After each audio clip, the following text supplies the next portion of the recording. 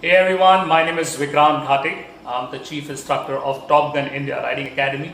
We are based in Mumbai and we specialized in both street and adventure-based motorcycle. We also do race, track and rally. As we all know, we are going through a tough time. Everybody, the entire nation is in lockdown, but the training must go on. So we found a very innovative way to teach, to continue teaching and to give you the right information to our viewers and to our followers. So let's start this episode.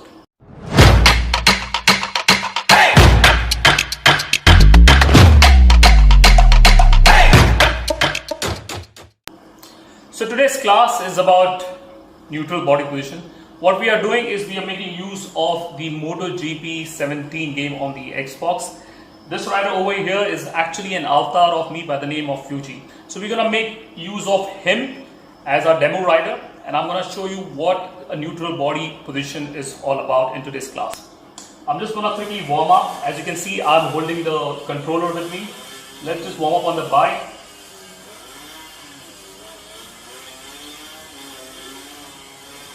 And right now I'm at Mugello circuit. This is in Italy.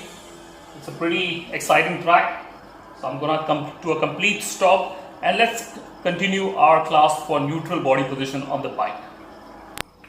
Alright guys, so I have paused the game and I'm using the camera mode over here so that I can show you the neutral body position on the motorbike. Now please keep in mind that this is a super bike, it's a MotoGP bike, so the body position is naturally a little bit of aggressive, but the technique that I'm trying to show you will remain same on either street or adventure based motorcycle, and this is the neutral body position that you need to use every time that you ride a motorbike. So we will start from the bottom up, that is from the foot going all the way up to the head. So let's start this now.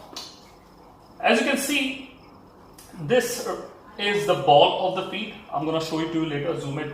So this is the ball of the feet and this is the foot peg. You have to keep the ball of the feet on the foot peg, not the toes, not the heel, the ball of the feet. What it does actually is, if you try and stand on your heel, you may not be able to stand for a very long, but if you stand on your toes, you can stand as much as you want. It's a proactive body position. What it does, it helps you to move around the bike in case if you start racing on the track or just go for a track day. In a street environment, if your ball of the feet is on the foot pegs, let's say you encounter a bump or a pothole or a speed breaker and you're carrying some speed, you can always stand up, especially on an adventure-based motorcycle. So it really helps you to stand up immediately, and that's a proactive body position. Moving up, coming on to the knees. The knees has to be locked in on the tank, always. If you guys notice on your bike or any other bike, the tank has a slight indent. Why is that? Is the manufacturer way of telling you to please grab the tank. What you do exactly is when you grab the tank tight, your arms become loose because that becomes an anchor point for you. So if you anchor well on the tank, your arms become loose and you can give inputs to the motorbike. Not only give input, you can also get feedback from the motorbike and know exactly what the motorbike is doing. If your knees are loose, you're going to be holding the handlebar very tight and firm, and that's not good for riding a motorbike. So always remember, grab the tank with your knees at all the time, even when you are in a turn, neutral body position. Moving up, we're going to come to the hip area. I'm going to show you how to sit on the hip area. Let's just move the camera a bit and see if we can do it. So the distance between the tank and yourself, that is the crotch, you have to use a one fist method. Always use a one fist. Position it touching the tank and keep that much space and sit on your seat. That is the position that you need to have. Or it's not too far back, not too front on the tank. If you sit too far back, your arms will be outstretched and that's not a good position. If you sit too much on the front, then your arms are going to be behind your upper torso. So that is also not good. So one fist method between the tank and your crouch. Sit, that would be the neutral seating position. Moving up on the torso, as you can see, this torso is slightly bent. Like I told you in the beginning, it's a super bike. So he's got a slightly aggressive position, but you have to keep your upper back slightly bent at all times. If you straighten out too much, again your arms will become straight and you may not be able to give inputs. So a slight upper back bend. To achieve that, you must bend your elbows.